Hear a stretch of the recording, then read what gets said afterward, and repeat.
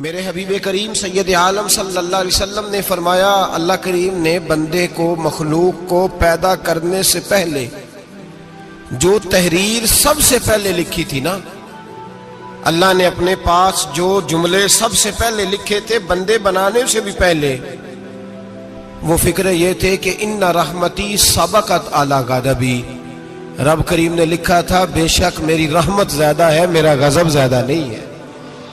اس نے لکھا تھا کہ میری رحمت ہمیشہ میرے غضب پر غالب رہے گی، غلبہ رحمت کا ہے۔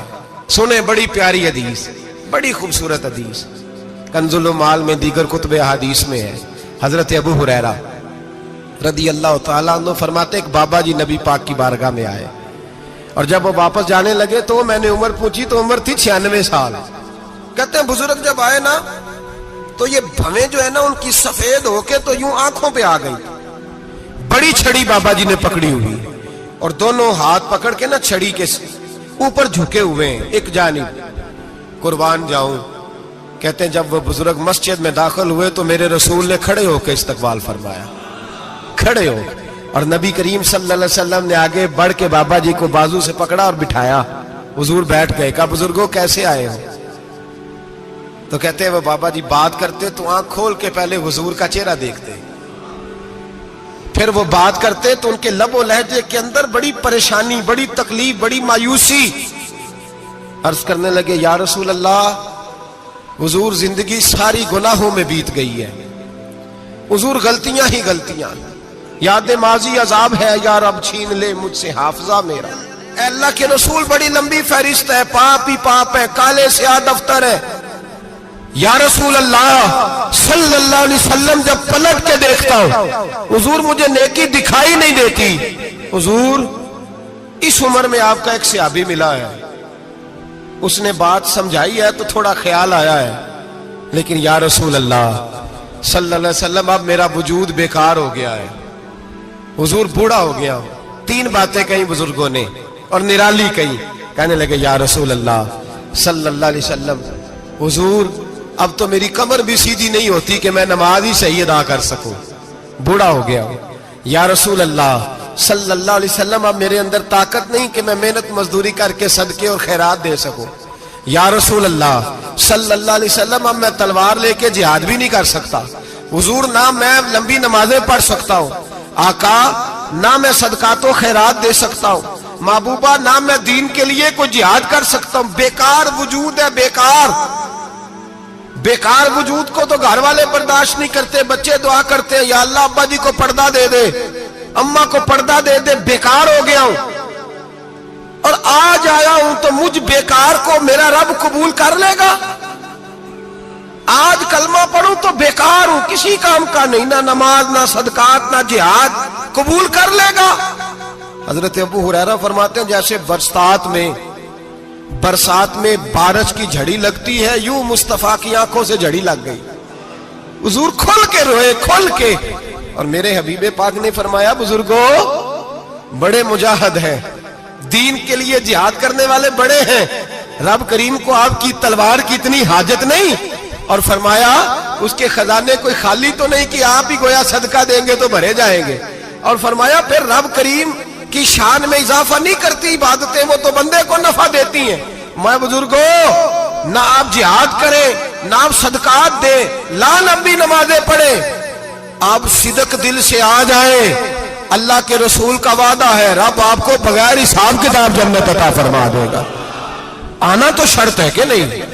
آئیں تو صحیح، نہ پہنچے تو صحیح، آ جائیں، اس کو نہیں عادت صدقات و خیرات کی، جہاد کی تبلیغ، آئے تو صحیح نا۔ ان العبد اذا تعرف ثم تاب تاب اللہ علیہ، میرے حبیب نے فرمایا بندہ جب رو کے کہتا ہے نا یا اللہ غلطی ہو گئی معاف کر دے، فرمایا میرا مالک اسے فوراً ہی معاف فرما دیتا ہے۔ تو آ تو صحیح، تو آتا ہی نہیں، تو آ ہی نہیں رہا، تو گھر میں بیٹھا ہوا ہے، تو سویا ہوا ہے، تو دکانداری کر رہا ہے، تو پیسے گن رہا ہے، تو آیا ہی نہیں، آ تو صحیح۔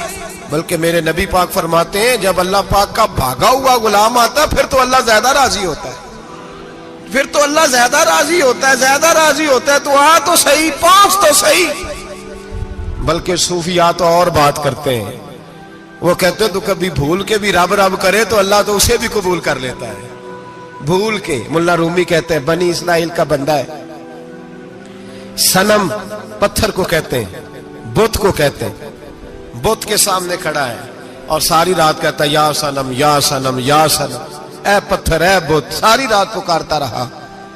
रात गहरी हो गई, नींद का गलबा थक गया, सोने के करीब आया तो गलती से मुंह से निकल गया या समद, या सनम की जगह निकल गया। रब करीम ने फरमाया जिब्रील दौड़ के जा, जो मांगता है इसे दे दे। हजरत जिब्रील अर्ज करते हैं मौला भूल के तेरा नाम ले रहा है, भूल के ले रहा है। तो रब करीम ने फरमाया चल नाम तो मेरा ही ले रहा है ना, मेरा ले रहा है ना। या अल्लाह, वो अल्लाह करीम ने फरमाया झूठे के सामने सारी रात का खड़ा है, सारी रात का पुकार रहा है, उसे कुछ नहीं मिला तो सच्चे का नाम लिया है। अगर मैं भी कुछ ना दूं और बुत में और मुझ में फर्क क्या रह जाएगा। जा जो मांगता है झोली भर के दे, नाम तो लिया है ना। ओ भाई तू बहाना तो बनाना, वो आ तो सही ना, तू यहाँ आ जा, पहुंच जा, आ जा, बस बैठ जा, उसकी बारगाह नाज में हाजिर तो हो ना। तुझे फुर्सत ही नहीं, तू यारों के लिए टाइम निकालता है, बाजारों के लिए टाइम निकालता है, गलियों के लिए टाइम निकालता है, चौकों चौराहों के लिए टाइम निकालता है, हफ्ते में एक दिन होटलिंग के लिए भी जाता है, लेकिन कभी छुप के दो नफलों की तुझे तौफीक नहीं होती। और मैं कई दफा कह चुका हूं, जिस बंदे को बगैर इबादत के रिज़्क ज्यादा मिलने लग जाए उस पर आजमाइश होती है रब करीम की। अल्लाह फरमाता है इसको पैसे दो, इसे आने ना देना, इसको को चल पैसे दौड़ जा। लोग समझते हैं मैं बड़ा ज़हीन हूं, अक्लमंद हूं, देखो मैं अपनी होशियारी से चालाकी से आगे निकल गया। तो आजमाइश है, ये तो आजमाइश है रब करीम की तरफ से, ये तो उसकी खुफिया तदबीर है। मेरे भाई उसकी बारगाह नाज तक जो आ गया, आना तो हमारी जिम्मेदारी है कि नहीं। फिर उसकी रहमत आगे बढ़ के इस्तकबाल कर लेती है, फिर अल्लाह का फजल उसको थाम लेता है उस बंदे को। और खुदा की रहमत कितनी ज्यादा है। मेरे हबीब करीम सैयद आलम सल्लल्लाहु अलैहि वसल्लम ने फरमाया अल्लाह ने अपनी रहमत के 100 हिस्से किए। कितने? हुजूर फरमाते हैं एक हिस्सा अल्लाह ने दुनिया में नाजिल किया है। कितना? एक हिस्सा। फरमाया ये जो माँ बेटे से प्यार करती है, बाप बेटे के लिए मजदूरी करता है, जो बहन भाई के लिए रोती है, ये जो बीवी शौहर के लिए दुआ मांगती है, ये जो बच्चे माँ बाप से प्यार करते हैं, फरमाया ये उस एक रहमत का नतीजा है, एक रहमत का नतीजा।